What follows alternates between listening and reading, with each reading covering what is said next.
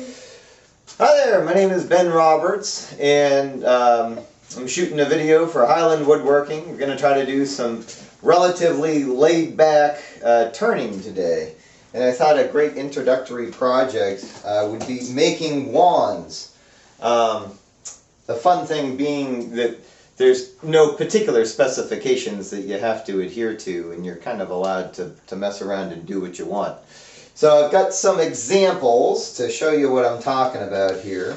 So here are a few examples of some wands that I've turned, and that's the great thing about it is you can kind of use whatever wood you'd like, and whether it's bought from the lumber yard, like this is from a piece of Peruvian walnut that I'd gotten, or if you just want to turn something with some of the lumber that you might even have in your firewood pile, like these guys.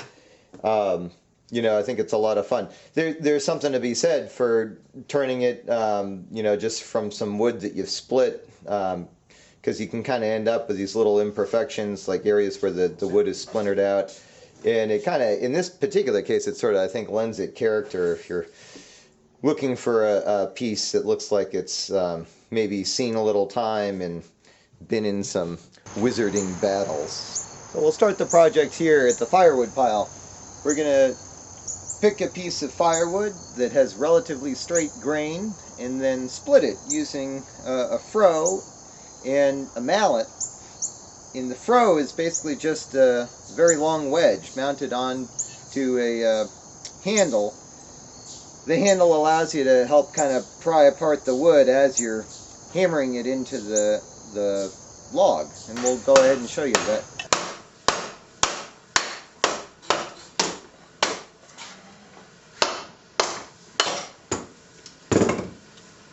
See if we can split that off. And I might just go ahead and do one more split a little bit further back, and that probably would do the trick here. Maybe right about there. That should be good.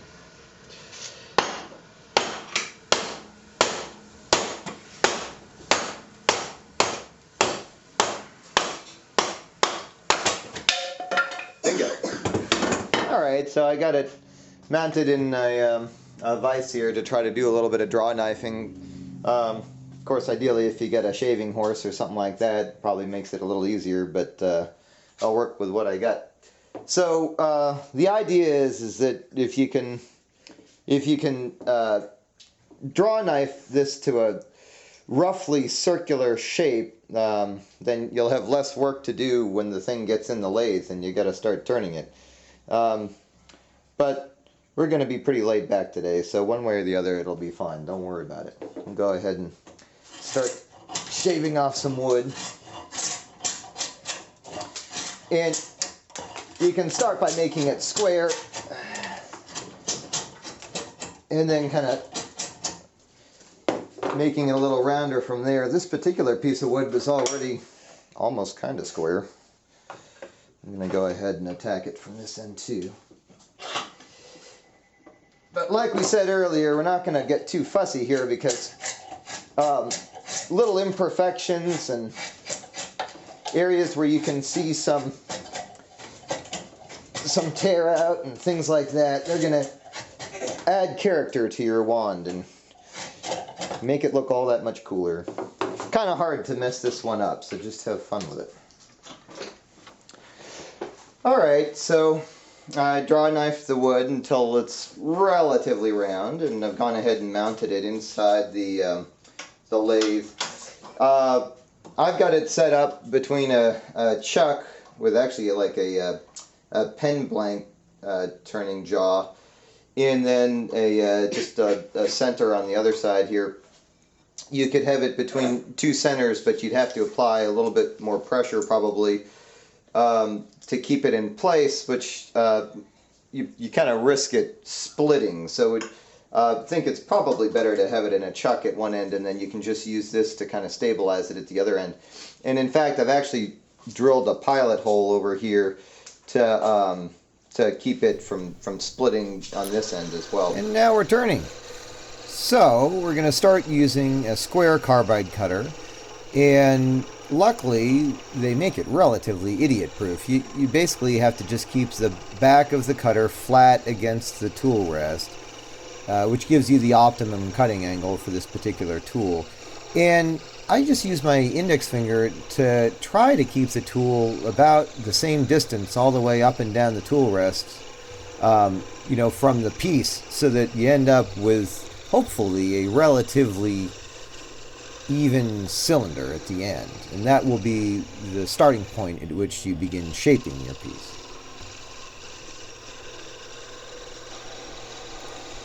And now I'm shaping, and there's a variety of different carbide tools that you can use to create different shapes in your work. I'm using a carbide shear cutting tip, and I like this tool because it's a little unique. The circular carbide cutter at the end has kind of a concavity that goes all the way around the top of it that allows the blade of the tool to meet the wood at a more acute angle.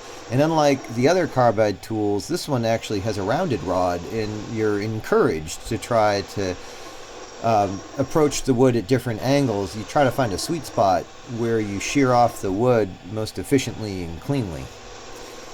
And like I was saying before, there's really not a lot of rules with this particular project. That's one of the things that makes it fun. But you could probably make an argument that most wands should come to some kind of a tapered tip, and that's mostly all I'm working on right here.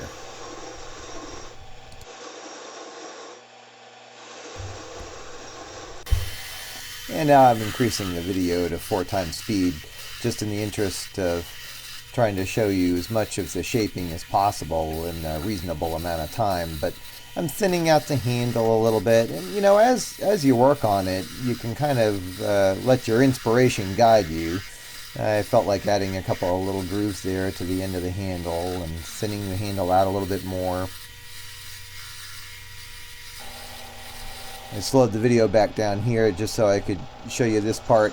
It's kind of a fun little technique, if you've got an area here that's flared out, like this spot between the end of the wand and the handle, you can come under it and sort of try to cut underneath it.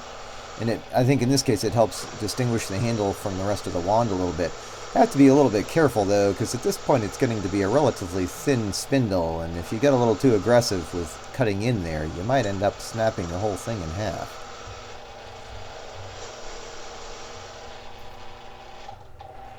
Now I'm just coming in with the circular carbide cutter, mostly just because I wanted to demonstrate another carbide cutter, but I thought I'd add another little groove here at the end of the wand. And now we're on to finishing, and I'm definitely going to go ahead and speed up the video again, because finishing has the potential to get a little bit boring. It often takes a little while, although in the case of work that's done on the lathe, it kind of helps you out, because the lathe keeps the piece always in motion, and all that sanding and everything goes a little quicker. So I don't usually mess around with a ton of grits. That was 240. Now we're doing 600, and which is a little bit of a jump for some folks, but it's fine with me.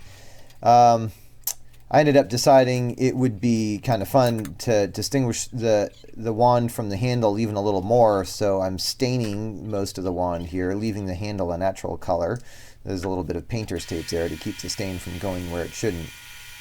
And the motion of the lathe helps out with that as well.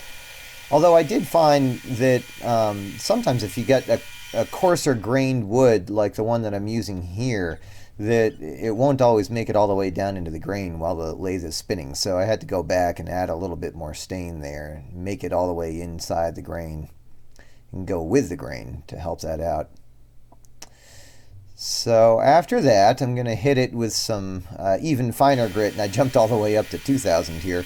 So not only does that help sand off some of the grain that raised up while it was being stained, but also it sort of gives it a little bit of a more worn appearance, which I think is appealing in this case. And then after that, we're going to add on a top coat with, in this case, just some wax. It makes it look nice and shiny. Nice thing about wax is it doesn't take too long to dry either. And then we're going to get this thing off of the lathe. And the way we're going to do that is using the diamond-shaped carbide cutter as a parting tool. So do a little bit in the back. And then we're going to come to the front until it really just pops right off. Boink. And then we'll go back to the back with a saw and just saw it off. And last but not least, my 6-year-old daughter is going to demonstrate this wand in action for us here. Excellent. Casting a spell on us all. Thank you all very, very much for watching.